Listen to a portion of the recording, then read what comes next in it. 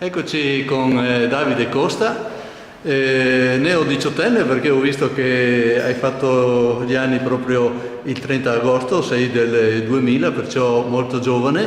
Oggi diciamo, hai festeggiato con anche un gol, una partita che è terminata 7-1 per il Portogruaro, insomma meglio di così non poteva essere. Cosa ti è sembrato?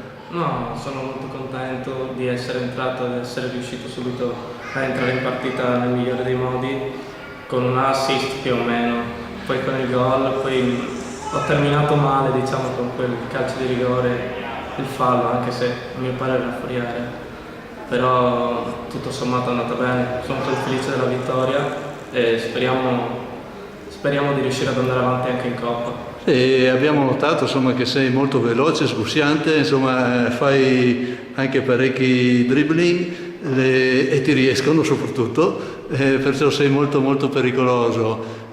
Insomma, il posto in squadra non è garantito, penso forse per nessuno, bisogna guadagnarselo, tu stai partendo col piede giusto, sei entrato in una squadra, in un team insomma, che ha grandi ambizioni quest'anno.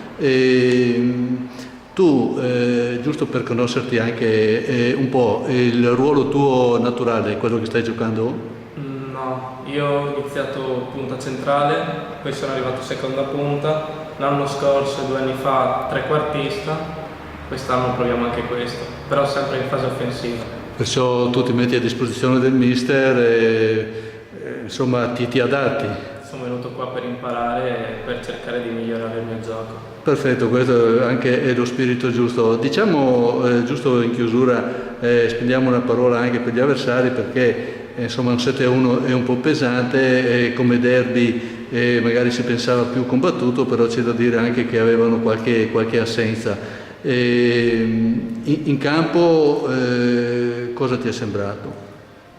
Si vedeva che mancava qualcuno in campo per loro, però noi siamo una squadra costruita molto bene, appunto puntiamo a fare il meglio possibile, di conseguenza sapevamo di avere probabilmente più qualità di loro e volevamo dimostrarlo sul campo. Bene, allora grazie Davide, speriamo alla prossima intervista di festeggiare su un gol in campionato, grazie. Speriamo.